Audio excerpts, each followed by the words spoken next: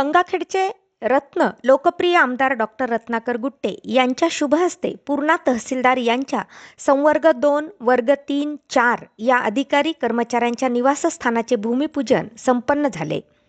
सार्वजनिक बांधकाम उपविभागाच्या वतीने तहसील कार्यालयाच्या पाठीमागे झालेल्या भूमिपूजन सोहळ्यासाठी उपविभागीय अधिकारी जीवराज डापकर, उपविभागीय अभियंता गंगाखेडचे श्रीपवार तसेच पूर्णा कार्यकारी अभियंता सुनील मोरेलवार, माधवराव बोथीकर, नायब तहसीलदार प्रशांत थारकर, मस्के साहेब, पोलीस निरीक्षक विलास गोबाडे, मंडळ अधिकारी श्री शिंदे, संजय काकडे, तलाठी संघटनेचे अध्यक्ष श्री रासवे, श्री गोरे, श्री भराड, मित्रमंडळाचे तालुका अध्यक्ष गणेशराव कदम, चित्रा राम देसाई, सुभाष देसाई, उपसरपंच महादेवजी देसाई, नंदकुमार डाकोरे, मुकुंद भोळे, नवनाथ भुसारे, मारुती अण्णा मोहिते, जगन्नाथ रेनगडे, अवधूत शिंदे, हरिभाऊ कदम, बापूराव डुकरे, ॲडव्होकेट दाखोरे, असलम शेख, मखदूम कृषी, चंदन बागवान, व्यंकटेश मोरे, बाळासाहेब कदम यांच्यासह इतर मान्यवरांची उपस्थिती होती.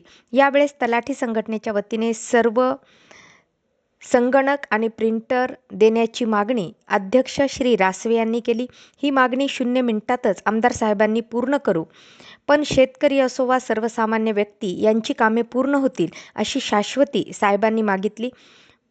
पूर्णा तालुक्यासाठी वाटेल ते देण्यासाठी आम्ही कटिबद्ध आहोत असेही ते बोलताना म्हणाले.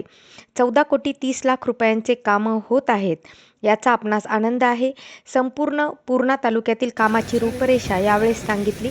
काही कामे बाकी असल्यास तेही पूर्ण करू अशी ग्वाही त्यांनी दिली. यावेळी कोतवाल संघटन, तलाठी संघटना इतरांनी मान्यवर आमदार रत्नाकरराव गुट्टे यांचं स्वागत केलं. नागरिक, लोकप्रतिनिधी नागरिकांच्या कामासाठी पाठपुरावा करत असतात. ते आपलं कर्तव्यच आहे काम करणं. परंतु हे करत असताना अधिकारी कर्मचाऱ्यांच्या काही सोयीसुविधा निर्माण करून देता येतील का याची जास्त वाच्यता किंवा याची जास्त पाहणी जनरली कुठे होत नाही. रुटीनमध्ये जे असेल, कुठं बजेट टाकायला स्कोप नसेल, मग टाकून द्या कुठेतरी, असा प्रकार होतो.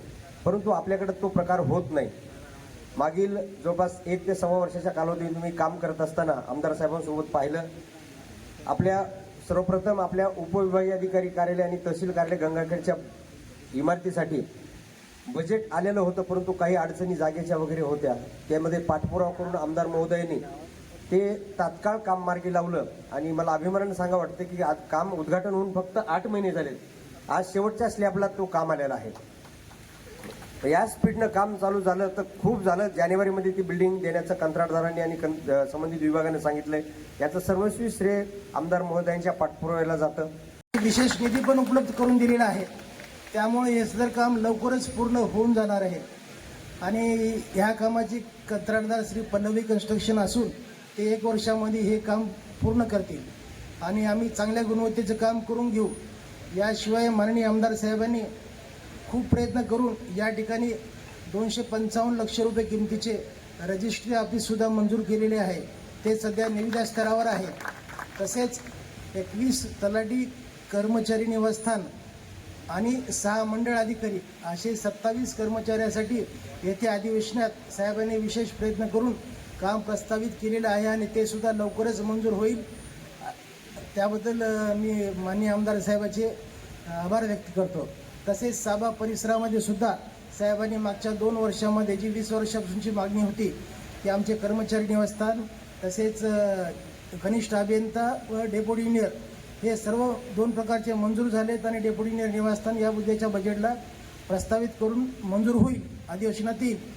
त्याबद्दल आम्ही साबा खात्यातर्फे माननीय आमदार साहेबांचे आभार व्यक्त करतो आणि मी माझा प्रास्ताविक संपवतो. आणि अधिकाऱ्यांसाठी निवासस्थानाचे जे भूमिपूजन केलेलं आहे हे अधिकारी निश्चित इथे राहू शकतील का? ते राहावं लागेल ना.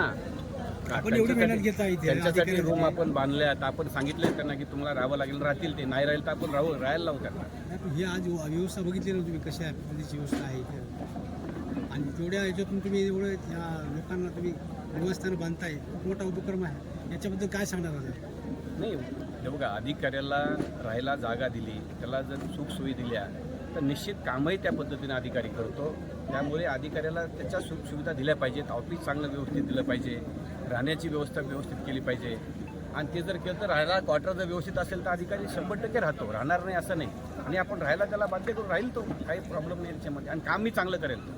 आज जो भूमिपूजन झालं आहे का, किती मोठा निधी आहे, कशाबद्दल किती निधी आहे या पूर्ण हे कामासाठी? 14,30,00,000चा निधी आहे, आणि हे सर्व कर्मचाऱ्यापासून तहसीलदारापासून सगळ्याचेच क्वार्टर आहे त्याच्यामध्ये, सर्वच आहे. काय आव्हान करणार आहे लोकांना? नाही, आव्हान हेच आहे की आता लवकरात लवकर हे काम म्हणजे प्रगतीपदावर व्हावं, लवकरात लवकर काम संपवण्याचं आव्हान करतो, आणि अधिकाऱ्यांनी परत याचा उपभोग घ्यावा, अधिकाऱ्यांनी तर येऊन क्वार्टरमध्ये राहावं. सर या अगोदर क्वार्टर बांधण्यात आले होते, कुठले अधिकारी कुठल्या कर्मचारी राहिला नाही? त्या अधिकाऱ्याचं मला अगोदरच्या काही कल्पना नाही, मला खरंच कल्पना नाही अगोदर. ठीक आहे, धन्यवाद सर.